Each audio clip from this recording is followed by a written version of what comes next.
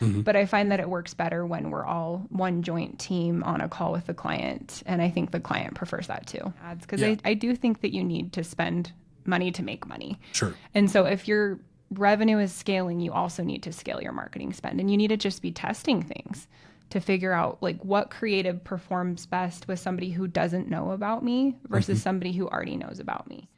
You know, it's important to know who your customer is because you could be like slightly off.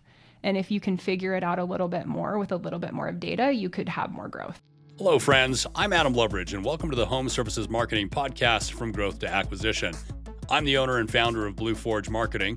We are a home services marketing agency specializing in heating and air conditioning, plumbing, remodeling, and garage door contractors. For more information about Blue Forge Marketing, visit us online at blueforgemarketing.com. Hello, friends, and welcome to the Home Services Marketing Podcast, From Growth to Acquisition. My name is Adam Loveridge with Blue Forge Marketing. Today, I'm really excited to be joined here by Jessica Chase with getabovethefold.com. Jessica, thanks so much for coming on here this morning. Thanks for having me. Yeah, absolutely. My pleasure. So right now the Olympics are happening. And, you know, a couple of years ago when it was the Summer Olympics, I signed up to Peacock and joined join that channel, if you will, to be able to watch the Olympics, right? And what was really fascinating to me as a marketer is that every single time the commercials would come on, it would be for a particular heating and air conditioning contractor right here in Utah. They're a pretty substantial one, and it kind of got my gears turning a little bit on this whole idea around CTV and programmatic advertising, right? Or at least that was my first introduction to it. And so I'm really excited today to be able to join you, Jessica, and I know that this is really what you specialize in, is that type of advertising and being able to really educate our listeners on, what is CTV, what is programmatic advertising, how can it help their businesses grow, and all of that type of fun stuff. And I know you're very much a product specialist in this, but before we start really kind of diving into that, walk me back a little bit. Tell me about your history in marketing. How did you get started in this, and how did you make your way to where you are now?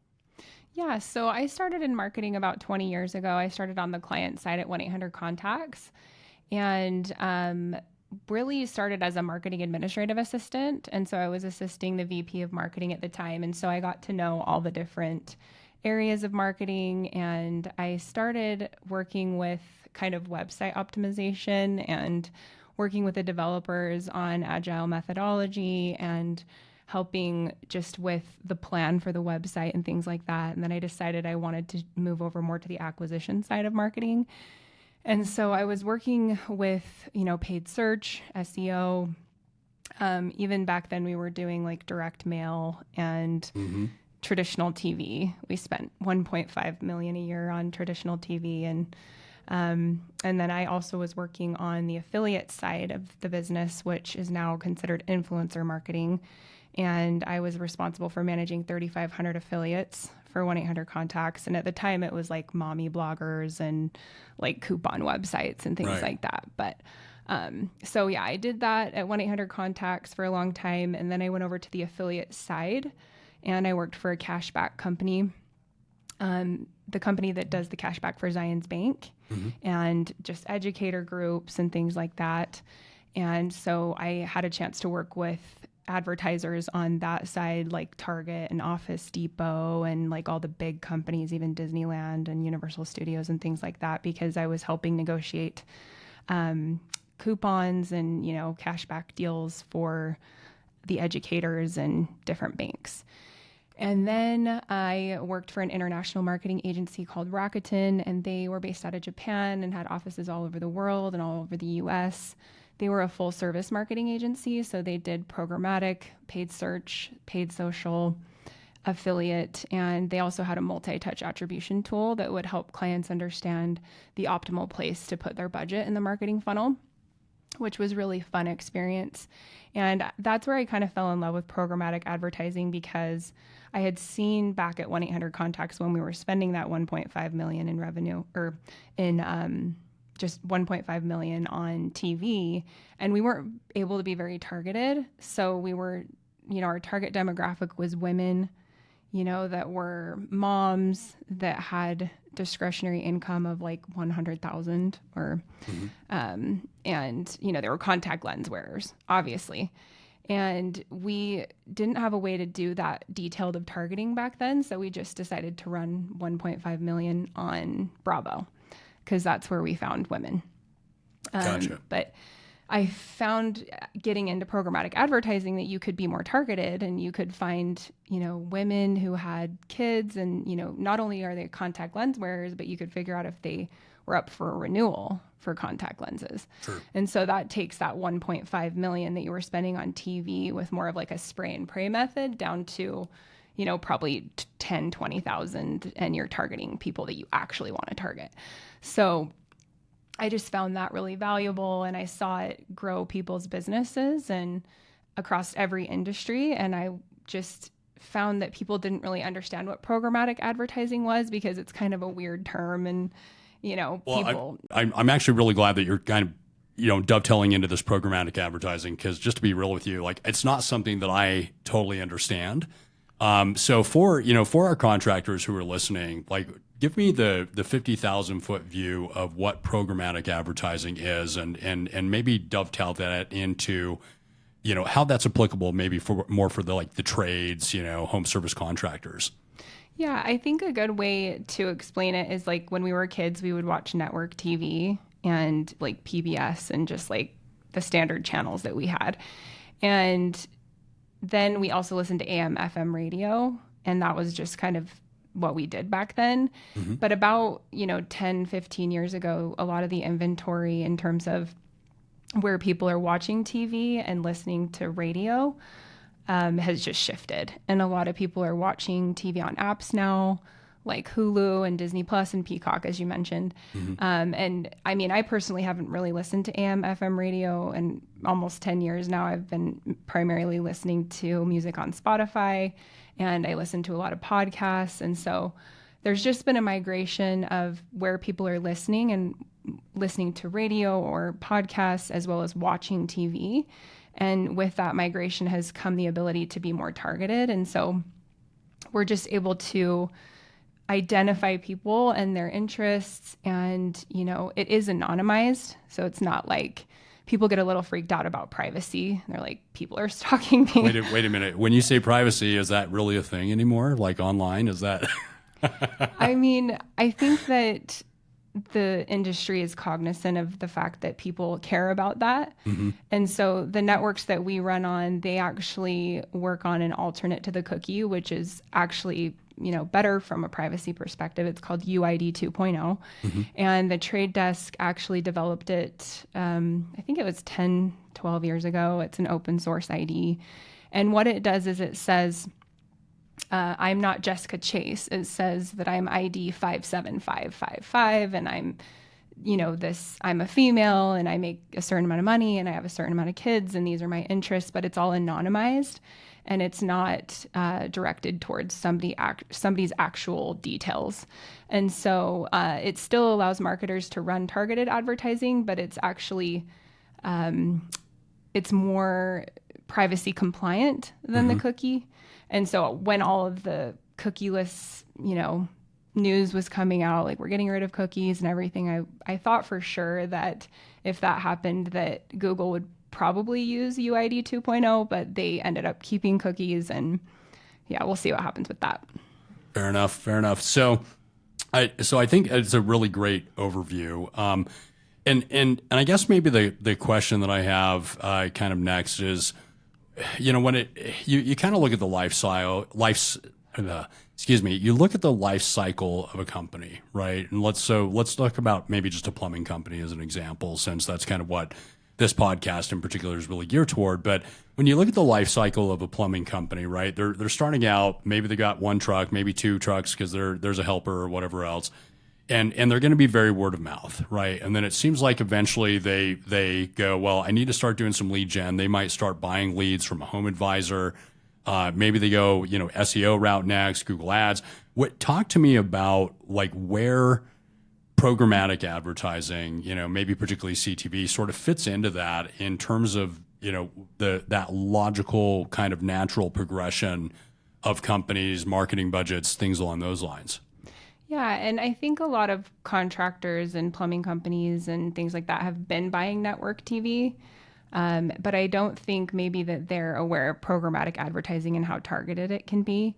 I think it does make sense to have at least a strategy where you're running a little bit of Google or perhaps LSA ads or a little bit of Facebook, and you at least understand, okay, I've tested a little bit of budget and I know what my CPA goal is, or I know how much money I need to make when I put money into marketing. Sure. That's important to know. And it's important to know, like, how long does it take me to convert somebody when I get a lead, and, how much money can I realistically spend on marketing, and how much do I need to get in return? Because programmatic's not really the first place you should start, just due to the fact that you really need to know kind of a customer acquisition goal, and you need to know that some of the other marketing is working for you. If you've gotten to a point where you're spending, $3 to $5K in marketing and you really understand your customer well, then that's a good place to layer in smart TV ads, because it helps lift the other channels and it helps you find new eyeballs that you perhaps wouldn't have found if you didn't have awareness or branding advertising live. So one example is we worked with an HVAC company, and they had a list of, within their CRM, they had home addresses, and they hadn't converted those people yet. And so we actually were able to geofence the addresses of the homes and serve them smart TV ads to get them to convert. And then we also were able to measure when people walked into their locations. Yeah. And so a lot of times measurement is a little fuzzy, because it's like, well, I showed a TV ad and I can't draw the attribution because it's really view based. And a lot of the attribution comes in Google because it's a last click platform. So before we move on from that, explain that a little bit further. When you say like it's a last click platform, talk to me about what that means kind of in practice, I guess.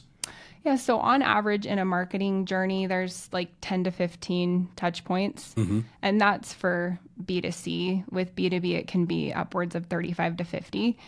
And so it's just, I think on your last podcast, you talked about having like 10 fishing poles in the pond. Right. And so it's more likely that you're going to convert somebody if you've got more channels live. Sure. And so I typically explain it in terms of like a soccer team. Like, you have to have the right people on the soccer team in order to get the ball in the goal. And so it's like Google is just one part of that. And a lot of times when people go to Google, they already know about you.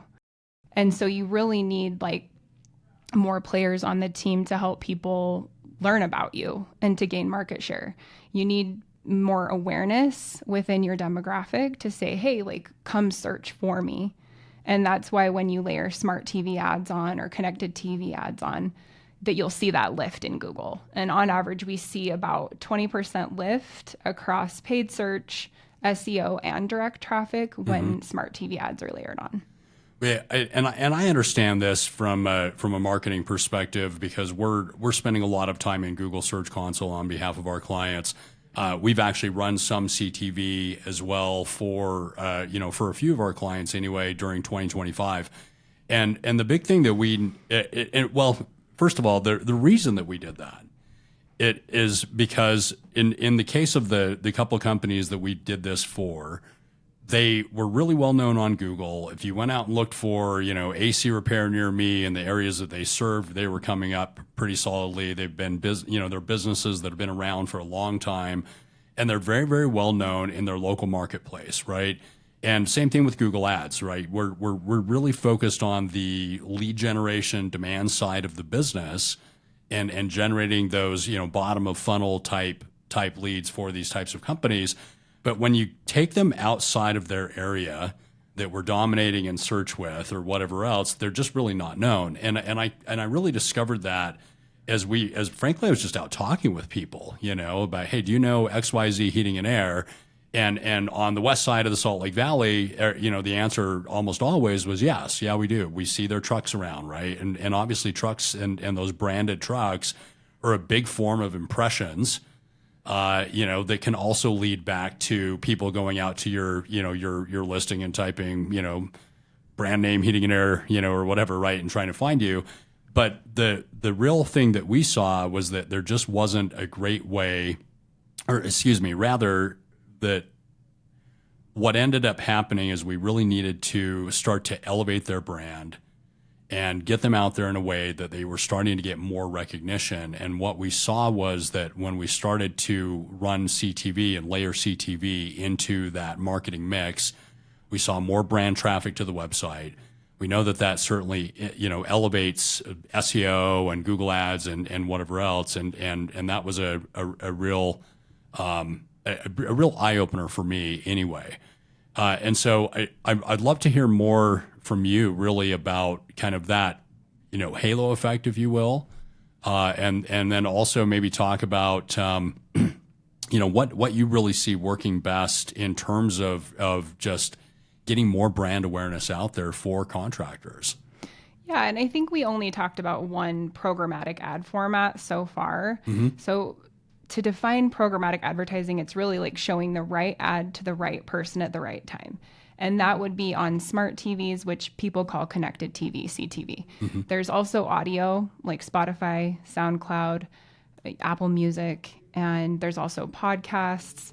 There's also display, native, and video inventory, which is pre-roll, mid-roll, post-roll inventory. And it's all outside of Google's platforms. It's out of Facebook's platforms. It's considered open internet inventory. And some of the display inventory does overlap with Google. And so sometimes people will be like, well, I'm already running site retargeting. And so if that's the case, we just don't run display site retargeting. Sure. But there's so many other ways to retarget people. Like you have your first party data, you spent all this money to get people to your website. So you should make sure that you're, trying to recapture that. And so we can run site retargeting across native, pre-roll, mid-roll, post-roll, CTV, podcasts, audio, as well as, all of those ad formats. And that's something that a lot of people are not doing. Like they only do what's out of the box with Google. Right. And so I think that if people, think outside of the box in terms of like, okay, I've got this first party data, I want to make sure that I'm utilizing it in an effective way, they can see a really good lift with really not that, large of a budget. Okay. So when there's a certain conversion rate on your site when you're just running Google. And if you layer CTV and display onto that, we've seen on average that it doubles the conversion rate. So it goes back to that, putting multiple fishing poles in the pond scenario. Right. Yeah. It just helps increase your conversion rate when you've got more touch points across the funnel and when you're running an omni-channel approach. So if I'm hearing you right, then it's not even so much that programmatic is for the lead generation side of it, but it's also and also brand awareness, but it's really more of a conversion tool at the end of the day. Yeah, I think that people they learn to trust the company more if they see more ads in different areas. And it's also just like, oh, I heard them on a podcast today. Oh, I saw them on TV today. I saw them on a billboard. And then it builds that trust. Yeah. And so, how do you stand out against, the 5 other plumbers in the area? You kind of find those unique ad formats that the other plumbers aren't running. Sure. Well, and also just from, I think, a basic marketing 101, perspective, I forget the statistic, but it was something along the lines of, somebody needs to experience your brand 6 to 10 times before they're really going to start to recognize it and develop, it sounds like kind of, you're talking about that trust, right? And so what I like about this programmatic idea is that it really does impact and improve all of your other marketing functions because of that, repetitive, like we kind of keep getting in front of that same group of people, whether that's retargeting or maybe even, I think, being on the front end and on the front end side of things, do you see where programmatic advertising does form like almost act as a lead generation component, or is it more for brand awareness? Yeah, that's a really good question. I typically, if somebody has a really small budget, I focus on bottom of the funnel programmatic techniques like site retargeting and CRM targeting, where somebody may have like 10,000 inputs in their CRM file, and maybe half of them haven't turned into customers yet. So it's important to utilize the data that you have for people that have already had a touch point with your brand. Sure. They've already visited your site, or you already have them in the CRM. That's more low-hanging fruit. Mm-hmm. And so if people have a smaller budget, I tend to start there first, just so that we can, see some results quicker. But I like it if we can have a mix of, people who may be in market for HVAC or maybe in market for plumbing, as well as utilizing that first party data, just so that you can make sure that you're gaining the market share with people who you haven't worked with before, and getting those new customers to the site to also build your first party data. Yeah. Yeah. Well, I like that a lot. And I kind of want to paint a scenario here just a little bit and give you the opportunity to use some of your own creative juices here to kind of like I said, let me paint a scenario here. Okay. So let's come back to our plumbing company from before, and let's talk about budgets, and let's talk about what I typically see. And we can, along that same sort of growth, life cycle, right? So typically what we'll see is that by the time a plumbing company gets to be in that, $300,000 to maybe $500,000 revenue range, they've usually gotten past word of mouth and a lot of other things along those lines. And hopefully they're still doing that pretty well, but that's about the point that they'll come to us and say, hey, we want to do SEO, right? Because they understand that you've got to be on Google. You need to have a Google business profile. You need to get reviews, right? All those sorts of things. And so we'll see, SEO take companies up to $1 million, maybe $1.5 million, potentially more. And then typically what will happen is they'll say, well, we need more leads. And in some cases, they've tried out Home Advisor or other pay per lead type services. They're usually layering in LSAs at this point and maybe getting some traction from LSAs. But it's right at that point then where they're going to start saying, okay, let's roll in some Google ads. And typically what I'll tell a plumbing contractor as an example is that you really want to have probably a minimum spend of probably $2,500 to $3,000 a month to do a Google ads campaign. If maybe you're getting about $1,000 a month of leads out of LSA and now you're getting, paying maybe $2,500, $3,000 a month for SEO, we're getting pretty close to about that $10,000 a month budget range, which, in my experience is right about the point where most plumbing companies start to really go from that $1.5 million, couple $1 million a year range to pushing up into 5, maybe even 6, 7 million. But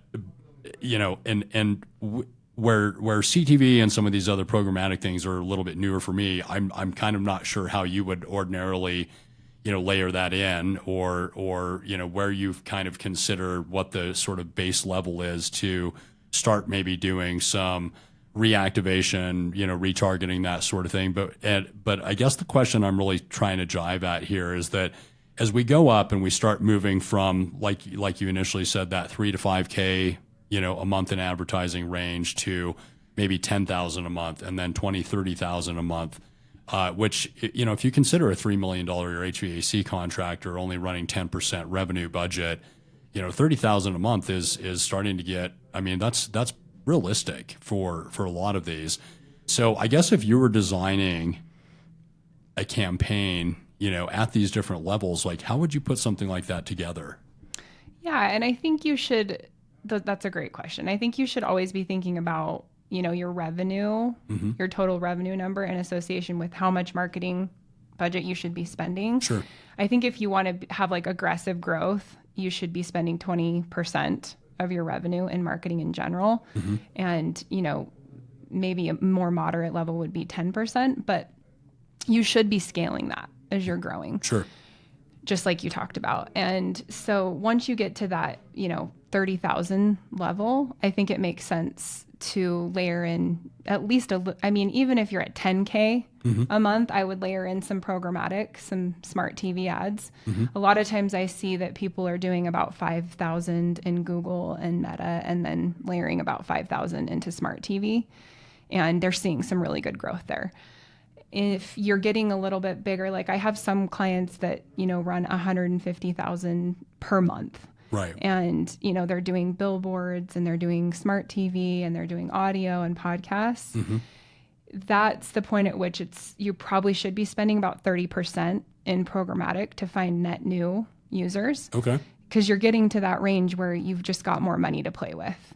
And, we've taken some clients into multi-touch attribution tools and said, well, what's actually working in terms of, those 20 to 25 touch points, whether it's view-based or listens or click-based.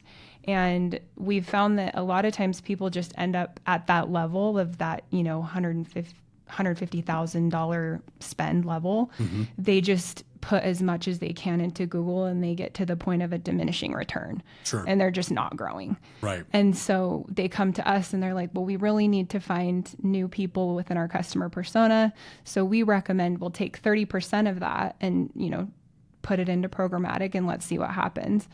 We did that with a multi-touch attribution tool, and they found that the CPA for Google branded ended up being $1,500. And wow. our programmatic CTV cost per lead was $150 when wow. you factored all of those touch points into the journey. Mm-hmm. And their phones started like ringing off the hook to the point where they had to like pull back their marketing spend because they were putting their budgets in the right place across the funnel. Well, and you've hit a really, I think, interesting point, or not interesting point, but the bottom line of it is when it comes to marketing for home service contractors is that if the phone isn't ringing, it doesn't matter. You know what I mean? Like what I know about these blue collar companies is they're not into fluff metrics. It's like one way or another, the phone either rings or it doesn't. And that's how you're going to be weighted against a marketing agency. And what I like what you had to say there is that it sounds to me, and clarify if I'm incorrect or maybe on the wrong path here, but really we don't have to be in a place where we're spending $100,000 a month or even $30,000 a month in order to effectively layer in programmatic and still have that really impact the lead flow and the bottom line. Yeah, I mean, our minimums are only $3,000 a month. And if people want to layer CTV in, we typically recommend $5,000 a month just so that we can make sure that we have the right strategies to provide the right amount of lift. Mm-hmm. But I mean, the cool thing about media moving from traditional media to programmatic media is it allows advertisers to come in and get on TV ads at $5,000 a month. Right. Because before, I mean, the platform that we have access to, you have to pay $100,000 a month to get access to some of this premium inventory. And so why we created the company that we have is to allow those smaller advertisers to get on those premium publishers like Hulu and Peacock at a lower budget level. Gotcha. So is there a recommended kind of this you should really be at this type of revenue before you really start considering programmatic, or talk to me about that? Yeah, I think at least $1 million in revenue makes sense. And it's more of the question of have we tested other marketing as well? Because I do think a lot of times Google, LSA, mm-hmm. the things that you help clients with make sure. sense first. I mean, you first have to have a website, right? Sometimes people call me and they're like, I want to run ads and I don't have a website. Like that's bare minimum. You have to have a right. website. You need to make sure that you're showing up on Google for your branded terms mm-hmm. before you start running TV ads, because right. people are going to start searching for you. You want to make sure you're not sending traffic to your competitor. 100%. And when we talk about being on Google, really what we're talking about is obviously number one, having a website, because Google's going to index that and it's still the biggest search engine out there. But then secondarily, making sure you've got a claimed Google business profile, because when you really look at, if I type in, just any plumbing company name, right, it's going to pull up their website alongside their Google business profile right there. And so that's the only thing I wanted to add. So please continue. No, I mean, it's just kind of bare minimum things that you want to make sure that sure. you have before you start running these type of ad formats. And then if you do have a good listing on Google and you're showing up for your branded terms and hopefully showing up for plumbing if possible, mm-hmm. if Adam did his job right. Right. We try to. Then it's a great time to start turning smart TV ads on, because then you're just going to get more searches and yeah. more people in the area are going to hear your name versus your competitor's name, and they're going to start searching for you more and going directly to your site more. And well, one of the things that you said earlier too that really caught my attention is that when you're really able to use this at more of a bottom of funnel perspective. And for our listeners that have no idea what we're talking about, if we say top of funnel, bottom of funnel, this, that, and the other thing, right? When somebody goes out onto Google and they type in, something along the lines of like, what are the most common problems with an air conditioning system, because they're trying to self-diagnose their own AC system. That's what we would call top of funnel traffic, right? It's they're not ready to do something, where bottom of funnel is like AC repair near me, right? Emergency air conditioning repair, emergency furnace repair, emergency plumber, that sort of thing. But you threw out a metric of $150 for a cost per acquisition. And I can tell you right now that, as an HVAC contractor or a plumber, if you're able to get leads from Google Ads for anything less than $300 a lead, you're doing pretty dang well. And we used to sell calls all day long for like 60, $70 a call when we were in pay-per-call lead generation. But that was over a decade ago. And we have systematically seen lead prices go up and up as more people are doing the basic things, right? Like search engine optimization, Google LSA, Google Ads, right? Facebook ads. And in my experience, Facebook doesn't work as well for your demand type services, like emergency services, maybe more for things you got to think about, water heater installation, that sort of thing. But I'd love to just hear more from you on, strategies that some of these contractors might consider using programmatic advertising, especially when we're talking about the ability to get below that $300 lead type mark. Yeah, I think a good place to start is, again, just focusing on first-party data. You've already paid a lot of money to get people to your site, and you've already paid a lot of money to get people in your CRM file. So I always start there to just say how many people are in your CRM file and, try to get an understanding of their site traffic to see if that's even an option. Mm-hmm. And then there's also a lot of people who are already doing events, and so if they're already doing events, we can geofence the events that they're going to. Okay. Because they're already getting that touch point at the event. Sure. And so a strategy that I've been putting together a lot lately is just doing that event-based strategy with their CRM file as well as site retargeting. And that's just like really low-hanging fruit. These people have already, been engaged with the brand at Sure. least a couple times. So Yeah. it's not like full prospecting, because there is the ability to do prospecting with, for example, somebody who's just in market for HVAC. And that's really probably touching someone for the first time. Mm-hmm. And that's just going to take more time to warm that customer up. Whereas, Sure. We can start with those strategies where people have already been warmed up a little bit. Gotcha. And when you talk about events, so like as an example, if we have a general contractor that is going to be going to the home show, mm-hmm. is that kind of what you're referring to there? Yeah. Okay. Like some of our clients have an event strategy, like they book out 10 to 12, events per year. And sometimes they have booth space, sometimes they don't. Sure. And they just want to capture the audience that's at that event because it's, relevant for their brand. Yeah. And so we just layer that into the overarching strategy. So we oftentimes have an evergreen strategy of just making sure site retargeting is live, mm-hmm. making sure the CRM strategy is live, and then we start layering on other strategies like an event strategy, and then maybe finding people that look like users that have converted on your site, like a lookalike strategy. Yeah. And then also just more of that, prospecting strategy where they are in market for HVAC or they're in market for plumbing, or even it's just demographic targeting of like, I know my customer is a woman, mm-hmm. She's the decision maker in the home, in Sure. the primary residence. Sure. And that's kind of moving up the funnel a little bit to people who probably haven't heard about you. For brands that have been around for a longer time, that makes more sense. And mm-hmm. you really need to start doing that, finding those net new eyeballs. But for people who are just barely getting into programmatic, it's good to focus on just that first party data and the data that you already have in your file. Awesome. I absolutely love that. So one of the questions that I have then, kind of dovetailing off from this a little bit, because I know that obviously you do work with home service contractors. We've talked, quite a bit about where these types of companies could really start to consider programmatic advertising. Talk to me a little bit about other agencies, because obviously we have you now handling CTV for some of our clients. How do you work with other agencies, and what does that type of relationship typically look like? Yeah, we tend to partner with a lot of agencies because a lot of agencies just don't specialize in programmatic advertising. Sure.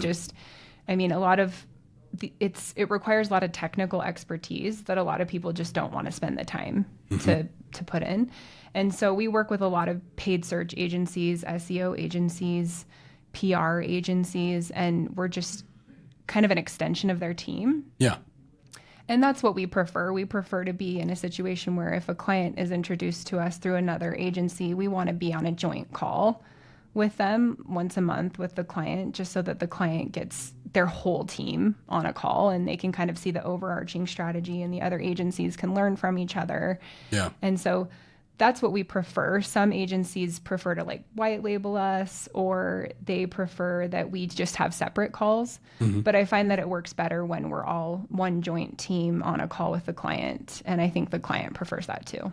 Yeah, I mean, I know you listened to the podcast that I did with John from BBB Septic, recently, and that to me was one of the real novel things that he was doing as a business, is that instead of having this vendor for SEO and that vendor for Google Ads and this vendor for CTV, and which is fine, but how do you bring them all together and get them to communicate well? And I'm just curious what you've seen there. Maybe not even so much just in terms of working with other agencies, but for the businesses that do bring their quote unquote vendors together, or let's say their marketing partners together.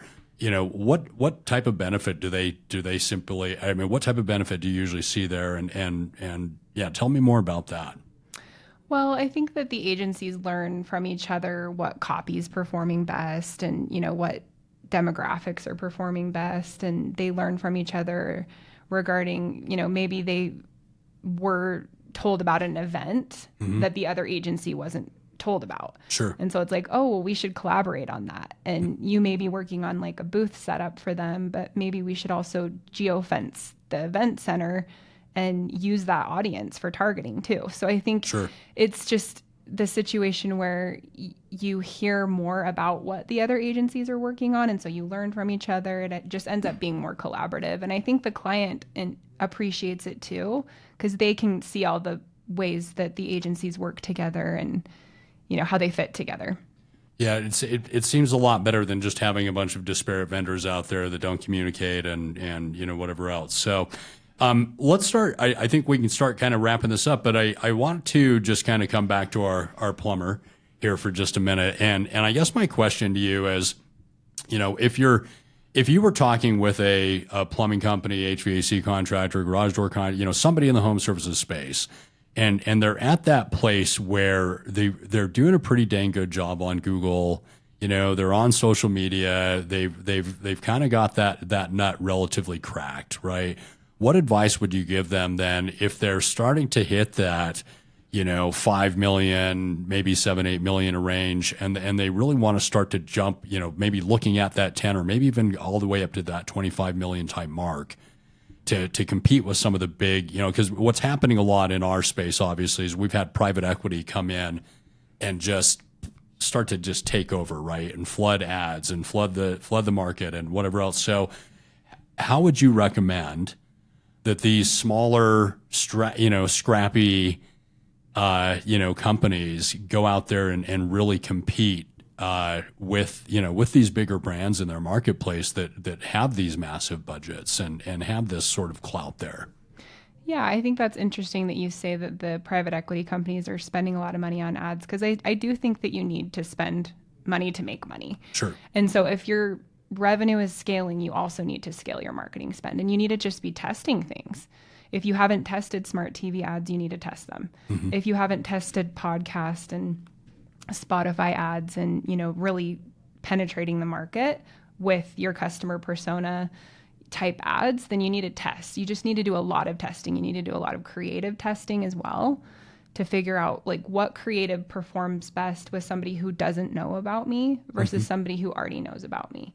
Like maybe they're, 10 touch points in and they still haven't converted. Maybe you start serving them like a coupon or something like, hey, we'll give you, or something free Sure. as part of the service. Sure. And so I think it's just being creative and testing and scaling your budget as you grow and then pushing more money towards what's working. Yeah. Yeah. Well, it kind of comes back to that whole fishing pole, example, right? That I talked about, or like to talk about, where, if we're going fishing together and I have one pole and you bring 10 to the table, you're probably going to catch more fish. But to John's point in the last podcast, where he said, if you have the right bait, right? And that's what I really think about when you're talking about this, which is, it's really about testing a variety of baits to see what works, and there's this concept in marketing of fail fast, right? And I'm a big believer in that, where, I'd much rather see us test 5, 6, 7 different ad copies and see what works quickly, see what doesn't work quickly, throw enough budget at it that we can get enough data around that to be able to discern that. And then if it's working, great. Now we double, triple down on it, whatever else. And I think that's really just kind of backing up here just a little bit, the difference between the companies that I see where they kind of level out at about, 5, 8, 10 trucks, and they've hit all the lead generation they can, versus the ones that really break through and start to get into those 8-figure revenue marks, is that they make marketing a core function of what they do, and they are always putting budget into that, and it's not something that gets skimped on, and can get skimped on anyway. And so anyway, any final thoughts about just programmatic or advice that you might give a home service contractor that's really trying to level up their game in their marketplace and go after some of the bigger boys that are their competitors? Yeah, I think I keep testing. If you know that your CPA goal is $150, we've been using that the whole time. Sure. Then tell your programmatic agency, like, we really would love it if we could back into this goal, because the AI and programmatic is getting good enough where it can somewhat back into those ranges if it's a reasonable range, right? Sometimes people come to me and they're like, oh, I need like a $50 CPA, and they've never had that. Right. And so if you know that you've proven this CPA, like, we can reasonably back into it most of the time. Mm-hmm. But just be open to other ad formats and testing and, different creative. And I think sometimes people get scared to try new forms of marketing because they're not sure if it's going to work, but you really just have to test it and try it and see if it works. And a lot of times we'll start out with, a $10K budget, and we'll have, 10 different strategies and 20 different creatives. And, Sure. we have to do some testing for a while. And then once we do the testing, we really push the budget into like what works. But I think it's also just, it requires a little bit of patience to say, let's let this test for a minute. How important is it for a company to really understand then their customers? Yeah, I would say that that's hugely important for any marketing strategy.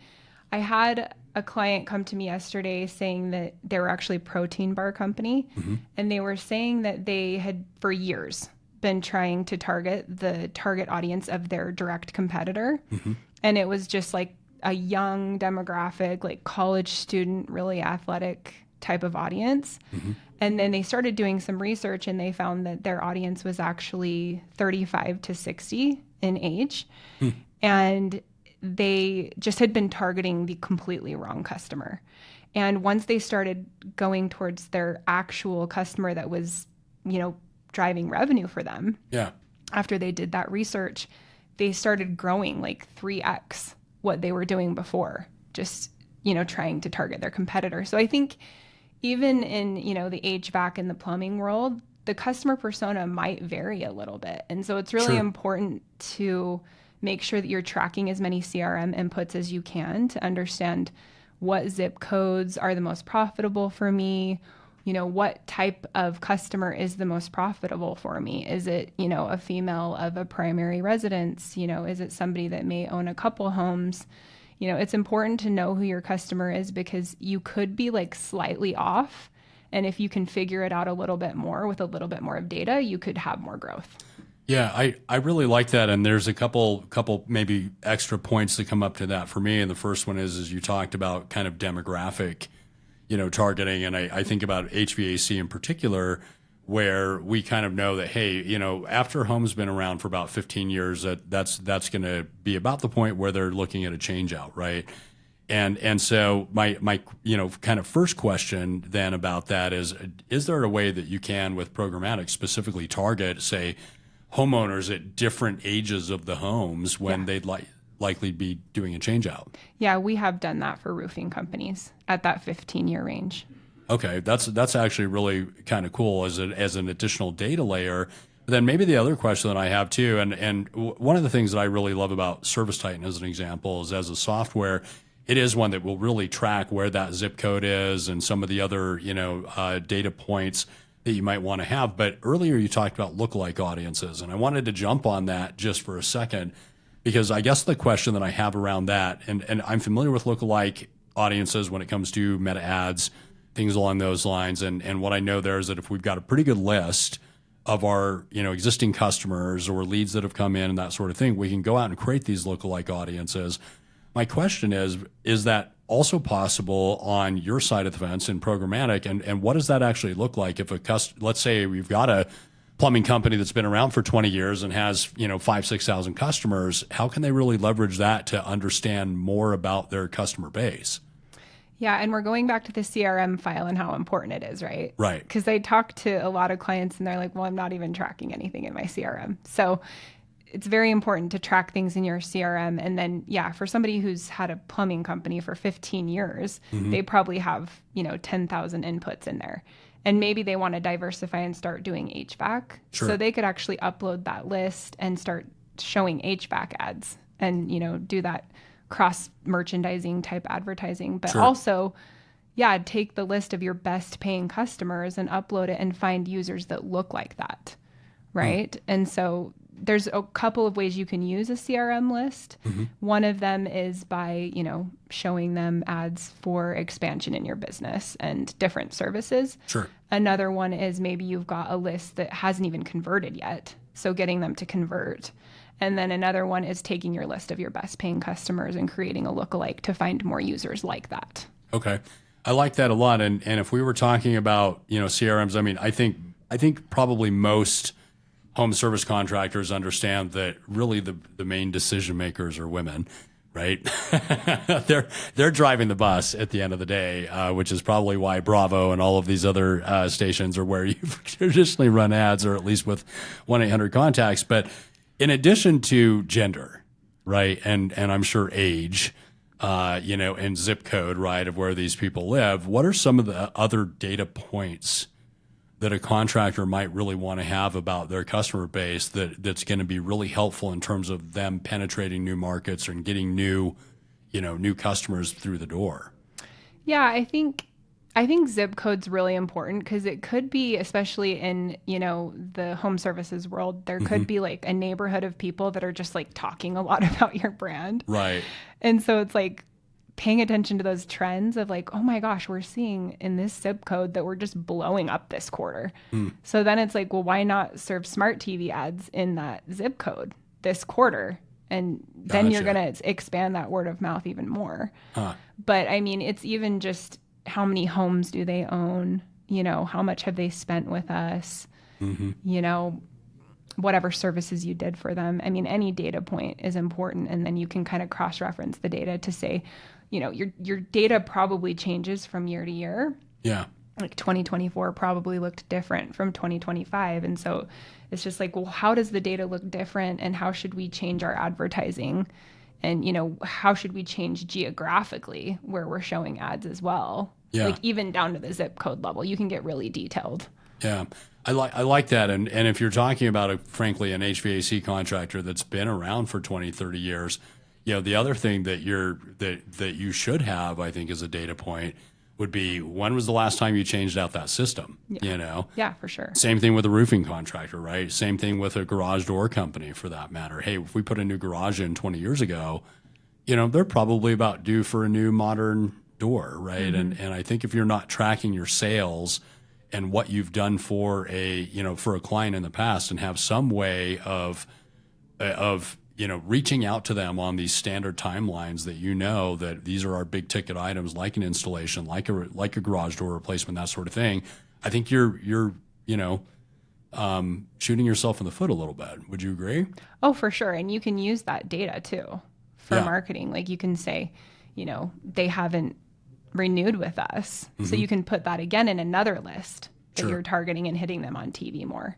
So you can be really strategic if you have the right data. Yeah, I really, really like that. And that I think that kind of just gets a little bit deeper into, this idea that always be marketing, right? There's never enough data that you can have, I think, on your customers, and you really can't have too much of an ideal client profile, based on that. And I think that's just such a great encouragement for people for business owners to really pay attention to that data, and to really understand in a real serious way who their customers are. So. Well, and not be so tied to it, because it can change over time. Yeah, that's a really good point. You've got to still be aware of trends and where people are going, and how they're interacting and everything else. So I think that's a really, really good point. Yeah, thanks for that. If somebody listening to this podcast was interested in what you're doing and would like to sit down and do a consultation with you, what's the best way for them to find you and to make that a reality? Yeah, they can just go to getabovethefold.com. I'm also on LinkedIn. If people are on there, Jessica Chase, MBA, you can find me on there. Okay, fantastic. Well, friends, thank you again for joining us here on another episode of the Home Services Marketing Growth Acquisition Podcast. I've been joined by Jessica Chase with getabovethefold.com. Again, my name is Adam Leverage with Blue Forge Marketing. Jessica, thanks again so much for being on the show today. Yeah, thanks for having me. Yeah, it's been absolutely my pleasure, and I look forward to catching all of you on the next one. Thanks so much.